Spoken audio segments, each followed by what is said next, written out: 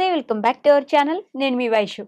ఏదైనా ఒక పని లేదా ఏదైనా ఒక మనిషిని మార్చాలనుకునో లేకపోతే ఈ పని మనం సాధించాలనుకున్నప్పుడు ఒక 2, 3 సార్లు ట్రై చేసి లేదు నా వల్ల కావట్లేదు ఇంతే నేను ఇంకా అని చేసి గివప్ ఇచ్చేస్తుంటారు చాలా మంది. ఆ గివప్ ఇవ్వడం కరెక్ట్ అంటారా? అంటే 2, 3 సార్లు ట్రై చేస్తే అయిపోతుందా? అక్కడితో చాలా ఇంకా అవసరం లేదు నేను పనికిరాను అని ఫిక్స్ అయిపోతారా? ఈ విషయం గురించి మాట్లాడడానికి ఈరోజు నాతో పాటు థింక్ అగైన్ ప్రోగ్రాంలో నళిని గారు ఉన్నారు. సైకాలజిస్ట్ మేడంతో మాట్లాడదాం. Hello ma'am. హలో అండి. నమస్తే. నమస్తే అండి. బాగున్నారా? బాగున్నా. ఓకే. ఏదైనా పని గానీ, లేకపోతే ఒక మనిషి మీద గానీ, ఒక 2, 3 సార్లు ట్రై చేసి, ఇంక అయిపోయింది నాతోటి గాదు, నా వల్ల అవ్వదు, ఇంతో మనకు సెట్ అవ్వదు, నేను పనికిరాని దాన్ని, చేతగాని దాన్ని ఇట్లా అనుకోని ఆగిపోవడం కరెక్ట్ అంటారా మ్యామ్? అది దేని ఉద్దేశంతో వాళ్ళు దేని లక్ష్యంగా పెట్టుకున్నారు, ఓకే. ఆ లక్ష్యం వాళ్ళ జీవితంలో నిజంగా ప్రాముఖ్యత కలిగిన లక్ష్యమా అవునా కాదా, ఓకే. ఆ లక్ష్యం వాళ్ళ జీవితాన్ని వాళ్ళు ఉన్న స్థాయి నుంచి వాళ్ళకు ఉన్నతి కలిగించే స్థాయికి వాళ్ళు పెట్టుకున్న ఈ టార్గెట్ ఎంతవరకు సహకరిస్తుంది, ఎంతవరకు తోడ్పడుతుంది, వాళ్ళ జీవిత అభ్యున్నతికి వీళ్ళు అనుకుంటున్న ఈ పని జరగడం ఎంత అవసరము, ఓకే. ఇది కాకుండా అంతే విషయం వరకు తీసుకెళ్లగలిగే ఇంకో ప్లాన్ బి, ప్లాన్ సి ఉన్నాయా, ఓకే, అవి కూడా అంతే ఈక్వల్ ఇంపార్టెన్స్ కలిగి ఉన్నాయా, ఇవన్నీ ఫ్యాక్టర్స్ కూడా ఆలోచించాల్సి ఉంటుంది బిఫోర్ యూ క్విట్. ఓకే. అసలు క్విట్ చేయకముందు ఇవన్నీ ఆలోచించాలి. నా క్విట్ చేసిస్తాను కాదు, నేను అదే అన్నా. సో క్విట్ చేయాలా అంటే నువ్వు క్విట్ చేస్తావా చెయ్యొద్దా అనే ఒక డెసిషన్ తీసుకునే పోయే ముందు ఈ ఫ్యాక్టర్స్ అన్ని ఆలోచించాలి ఫస్ట్. ఓకే. ఇవన్నీ ఆలోచించకుండా 2, 3 సార్లు ట్రై చేయగానే అయిపోయింది. ట్రై చేసి క్విట్ చేసి నువ్వు ట్రై అంతే. ఆ ట్రై కూడా అప్పుడు ఆ 2, 3 సార్లు చేసిన ట్రై కూడా వేస్టే కదా. ఎందుకంటే if you are not clear about why you are doing something, okay, the importance of why is very important. Question why అనేది చాలా ఇంపార్టెంట్. ఎందుకు చేస్తున్నావు, ఎందుకు చేస్తున్నావు నువ్వు ప్రశ్న పని చేసే ముందు మొదలు పెట్టుకున్నప్పుడు దానికి చాలా అర్థవంతమైన అవసరమైన సమాధానాలు వచ్చినప్పుడు నువ్వు ఎన్నిసార్లు అయినా చచ్చినట్టు దానికోసం ప్రయత్నించాల్సింది. ప్రయత్నించాను కాలేదు అని అనడానికి లేదు. కానీ నువ్వు వై అన్న సమాధానం చేసుకున్నప్పుడు ఇది బాగుంటుంది, ఇలా చేస్తే బాగుంటుంది, వాళ్ళు చేశారు కాబట్టి నేను కూడా చేస్తాను, అంతమంది చేయగలిగినప్పుడు నేను ఎందుకు చేయలేను, ఇలాంటి సమాధానాలతో నువ్వు వై స్టార్ట్ చేస్తావు అంటే ఆబ్వియస్గా అది ఫెయిల్ అవుతుంది. ఎస్. ఇప్పుడు సిగరెట్ కానీ లేకపోతే ఏదైనా ఒక దురలవాటు మానుకోవాలి అని ఫిక్స్ అవుతారు. ఒక 2, 3 రోజులు చూస్తారు, ఒక 4, 5 రోజులు పక్కన ఎవరో ఫ్రెండ్ పార్టీ ఉంటుంది, వెళ్ళిపోతారు. అన్నీ అవ్వవు మనతోటి. అవును, చాలా మంది మళ్ళీ మొదలు పెట్టారు.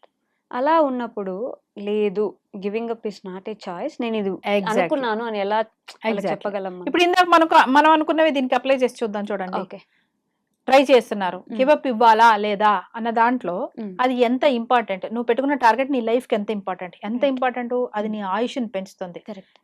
నీ శరీరంలో ఒక్కొక్క ఆర్గాన్ ఎంతో బాధ్యతగా పెరిగింది.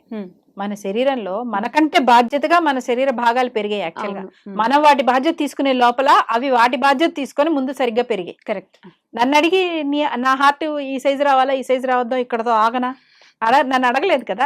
యాక్చువల్ గా వాటంతటా వాలంటీర్ గా బాధ్యత తీసుకొని కరెక్ట్ గా వాటికి పెట్టిన ఫుడ్ కి న్యాయం చేస్తూ అవి పెరిగాయి కదా. పెరిగేసి నీకు ఆల్రెడీ గిఫ్ట్ గా ఇచ్చేసాయి. నీ కళ్ళు, నీ ముక్కు, నీ ఊపిరితిత్తులు ఇవన్నీ నీకు ఆల్రెడీ నీ ఆర్గాన్స్ నీకు ఇచ్చే గిఫ్ట్. రైట్.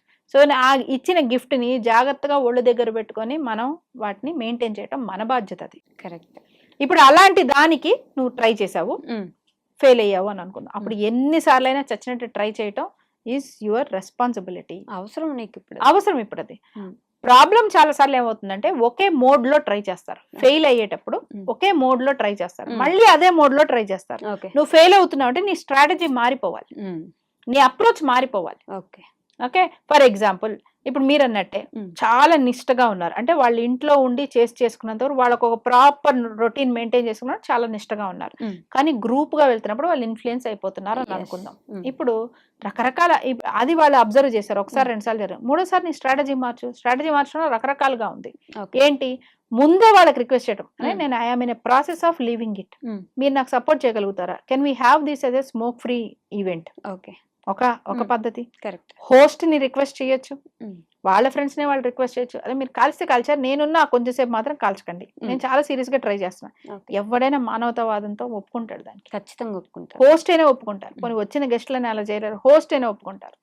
ఓకేనా, ఆ 2 చేయొచ్చు.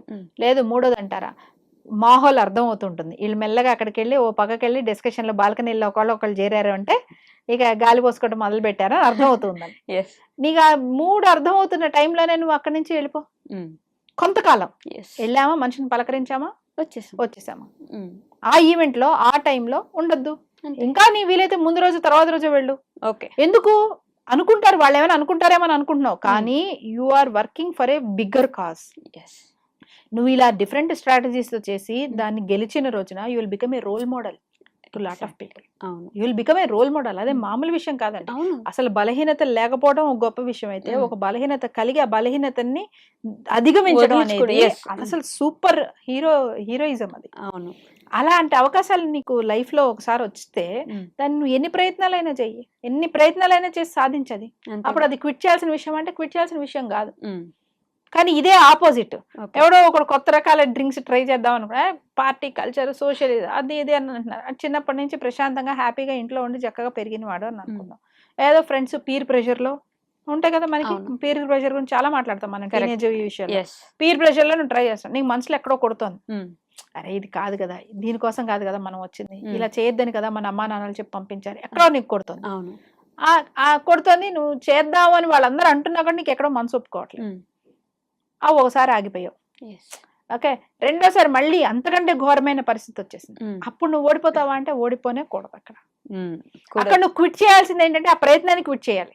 ఎస్. వాళ్ళు తాగంటున్నారు, తాగేవు, నీకు ఏదో వామిటింగ్ అయిపోయింది, వాసన పడటం లేదు. ఉమ్. చాలా మందికి మేము కొంతమంది ఎర్లీగా ఇలాంటి అలవాట్లకు అలవాటైన వాళ్ళని మీరు అడిగి చూడండి, ఉమ్. ఆ సిగరెట్ స్మెల్ వాసన పడదు వాళ్ళకి, ఆల్కహాల్ వాసన పడదు. ఓకే. కాకపోతే అదొక సోషల్ యాక్షన్ లాగా అలవాటు చేసుకొని తర్వాత అలవాటు అయిపోయింది కాబట్టి అలవాటును కొనసాగిస్తుంటారు. ఇనిషియల్ గా వాళ్ళు కూడా చాలా అసహించుకుంటారు. ఉమ్. నువ్వు అసహించుకున్న టైంలోనే వదిలేసేదాన్ని. కొంతమందితో మాట్లాడినప్పుడు వాళ్ళు అంటారు, ఇదే నేను ట్రై చేయక కాదు, నేను first time second time try చేసినప్పుడు నాకు అందులో ఏం పెద్ద మజా అనిపించలేదు. ఇట్ నాట్ లైక్ నాకు ఆ వాసన పడలేదు, ఆ పరిస్థితి నచ్చలేదు నాకు, ఎందుకంటే నేను దాని నుంచి మజా డ్రా చేయలేనప్పుడు ఎందుకని చెప్పి నేను మొదటిసారికి వదిలేసాను అన్న వాళ్ళు ఉంటారు. నా దృష్టిలో వాళ్ళు heroes. Yes. Exactly. They know where to stop. అవును. then that is also a great thing. కదా. ఓకే, సో నేను ట్రై చేస్తా, నచ్చకపోతే వదిలేస్తా, నచ్చితే కంటిన్యూ చేస్తా అనుకునేవి ఇలాంటి వాటికి పనికిరావు. ఎందుకంటే అవి హాబీస్ కాదు. ఎస్. స్విమ్మింగ్ నాకు నచ్చితే ట్రై చేస్తా, బ్యాడ్మింటన్ నాకు నచ్చితే ట్రై చేస్తా, వంటలు రకరకాల వంటలు నేను ట్రై చేస్తాను, లాంటివి కాదు. Yes. ఇవి నీ జీవితాన్ని, నీ ఆయుష్ని, నీ ఆరోగ్యాన్ని, Mm. నీ శారీరక ఆరోగ్యాన్ని, మానసిక ఆరోగ్యాన్ని Okay. అన్నిటిని కూడా ఇది రూల్ చేస్తూ ఉంటుంది. ఎగ్జాక్ట్లీ. ఒక మనిషి ఎప్పుడైతే ఇలాంటి బలహీనతలు ఓవర్కమ్ అవ్వడానికి చేస్తారో శరీరం మాత్రమే కాదు మనసు కూడా చాలా గట్టిపరచుకోవాల్సి ఉంటుంది.